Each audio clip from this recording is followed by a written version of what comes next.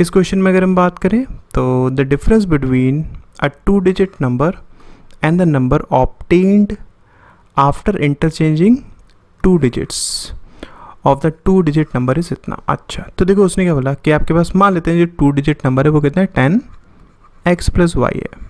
तो उसने क्या बोला, अगर हम इसकी जो डिजिट्स है अगर मैं उसको इंटरचेंज कर लेता हूँ, मतलब वो आपके पास क्या हो जाएगा 10y + x हो जाएगा।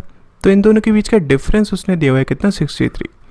अब अगर डिफरेंस दिया है इसका मतलब क्या हो सकता है, या तो आपके पास ये हो सकता है कि 10x + y minus 10y minus x हो सकता है, ठीक है। या फिर आपके पास क्या हो सकता है, मतलब आपके पास या तो ये वैल्यू बड़ी हो सकती है, इन दैट केस आप इसमें से इसको माइनस करेंगे, या फिर आपके पास ये वैल्यू बड़ी हो सकती है, इन दैट केस आप इसमें से इसको माइनस करेंगे। मतलब क्या, दूसरे आपके पास पॉसिबिलिटी क्या बन सकती है कि 10y + x minus 10x minus y, ठीक है। ये आपके पास कितना हो जाएगा 9x minus 9y equals to 63, और ये आपके पास कितना हो जाएगा 9y minus 9x equals to 63।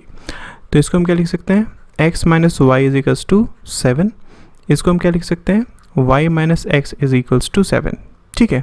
आगे उसने क्या बोला है कि the sum of the 2 digits of the 2 digit number is 9। मतलब क्या x + y आपके पास कितना है 9 दिया हुआ है। सिमिलरली यहाँ पर हम लिख सकते हैं कि y + x कितना दिया हुआ है 9 दिया हुआ है।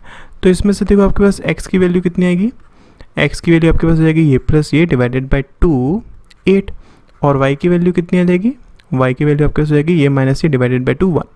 तो इसका मतलब आपके पास नंबर कितना हो गया, नंबर आपके पास यहाँ से अगर हम देखते हैं तो 81 हो गया।